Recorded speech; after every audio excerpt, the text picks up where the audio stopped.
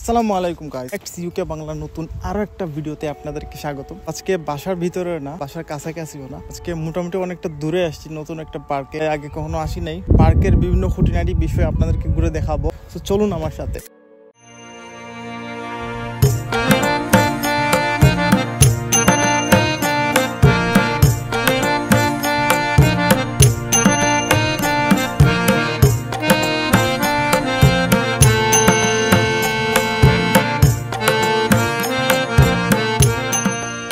তো আসলে ইউকেতে আমরা যে পার্কগুলোতে আসি মাঝে মাঝে, এই পার্কগুলোতে আসলে প্রাকৃতিক যত ভিউ আছে সুন্দর সুন্দর, প্রত্যেকটা প্রাকৃতিক ভিউ আসলে উপভোগ করা যায়। প্রত্যেকটা জিনিস ন্যাচারাল। এখানকার যতগুলো গাছ দেখতে পাইতেছেন শত শত বছরের পুরনো। স্পেশালি তারা যে পরিমাণ নিট অ্যান্ড ক্লিন করে রাখে প্রত্যেকটা চারিপাশ, দেখতেও ভালো লাগে। যখন আপনি মাঝে মাঝে উইকেন্ডে আসবেন ঘুরতে ফ্যামিলি নিয়ে বা বন্ধুবান্ধব নিয়ে, কোন টাইমটা আসলে খুব এনজয়েবল।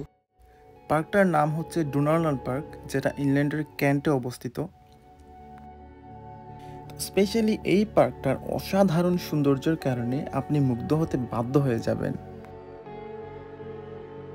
এই পার্কটাতে অসাধারণ একটা লেক আছে, যে লেকের মধ্যে অনেক ধরনের মাছ আছে এবং অনেক ধরনের হাঁস পাখি সব আছে। তো আমি যখন দেশে ছিলাম তখন আমার মাঝে একটা ভুল ধারণা কাজ করতো যে আসলে আমি যখন ইউকেতে যাব মনে হয় আমি আসলে গ্রামের যে ভিউগুলো আছে, প্রাকৃতিক যে ভিউগুলো আছে, এগুলো দেখতে পাবো না। বাট ইউকেতে আসার পরে আমার ধারণা কমপ্লিটলি চেঞ্জ হয়ে গেছে। বিকজ এইখানে আসার পরে দেখতেছি এখানে গাছপালা প্রাকৃতিক দৃশ্য আরও বেশি, আমাদের দেশ থেকে আরও বেশি। দেখলেও চোখের শান্তি লাগে। গাইস, এই যে হাঁসগুলো দেখতে পাইতেছেন না, এগুলো পাতি হাঁস না অন্য কি হাঁস আমি জানি না, বাট এই দুই ধরনের হাঁস, রাজাহাঁস এন্ড এই হাঁসগুলা ঠিক ওই জায়গায় থাকে। ওই জায়গায় ছোট ছোট গড় আছে কয়েকটা। হোয়াট টাইপ অফ ডাক ইজ হিয়ার আমি জানি না। এই হাঁসগুলো আসলে কোন জাতের হাঁস, লাইফের ফার্স্ট টাইম এই হাঁসগুলো দেখছি। দেখতে অনেকটা মায়াবী সুন্দর। ওয়াও মাই গডনেস, এগুলোর নাম কি জানো? এটা হচ্ছে একটা রাজহাঁস প্রজাতির হাঁস, যে হাঁসগুলো অনেক দিন যাবত এই পার্কের মধ্যে বসবাস করতেছে। এবং মজার ব্যাপার হচ্ছে কি, এই হাঁসগুলোর বংশবিস্তার এই পার্কের মধ্যেই হয়ে থাকে। এই হাঁসগুলো তো আপনারা অবশ্যই চেনেন, আমাদের বাংলাদেশি হাঁস পাতি হাঁস। এই পাতি হাঁসগুলো এখানে অনেক অনেক আছে এবং এই পাতি হাঁসগুলো রাজহাঁসের মতো এইখানেই বংশবিস্তার করে এবং এই পার্কেই থাকে।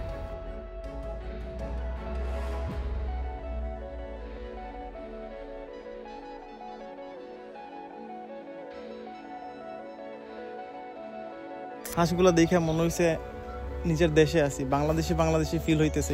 এখানকার যে হাঁসগুলা, এগুলো মারাত্মক পাওয়ারফুল বা এগুলা উড়াল দিয়ে গাছে উঠা যায়, বলার বাহিরে এত পাওয়ারফুল হাঁস। যারা স্টুডেন্ট ভিসা ইউকেতে আসবেন ইন ফিউচার, অবশ্যই নিজেদেরকে টাইম দিবেন, মাঝে মাঝে এমন পার্কে ঘুরতে আসবেন ফ্রেন্ড সার্কেল নিয়ে। কন্টিনিউ আসলে কাজের মধ্যে পড়ে থাকলে লাইফটা জেলখানার মতো মনে হবে। বাংলাদেশে এক ধরনের লাইফস্টাইল আসলে আমরা লিড করে আসি, এখানে আসার পরে লাইফস্টাইলের রুটিনটা টোটালি চেঞ্জ হয়ে যায়। যার কারণে দেখা গেছে অনেক স্টুডেন্ট যারা ইউকেতে আসার পরে লাইফস্টাইল চেঞ্জ করে নিছে, তারা মাঝে মাঝে ডিপ্রেসড হয়ে যায়, খুব আপসেট হয়ে যায়।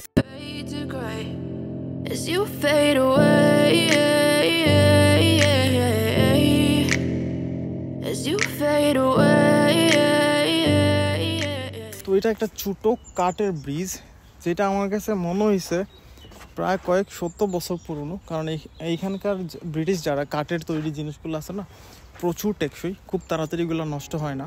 তো আমি নর্মালি সপ্তাহে 3 থেকে 4 দিন কাজ করি, 1 দিন 2 দিন ইউনিভার্সিটিতে যাই, বাকি 1 থেকে 2 দিন আমি ফ্রি পাই।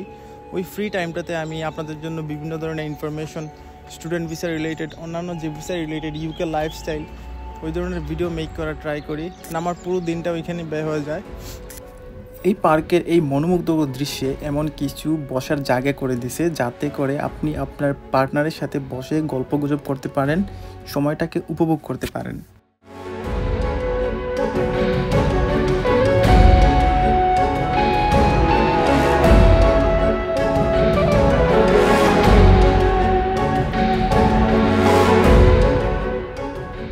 আজকের ভিডিওটা এই পর্যন্তই। ভিডিওটা যদি ভালো লেগে থাকে অবশ্যই ভিডিওটাতে একটা লাইক করে দিবেন এবং পাশাপাশি চ্যানেলটাতে সাবস্ক্রাইব করে রাখতে পারেন।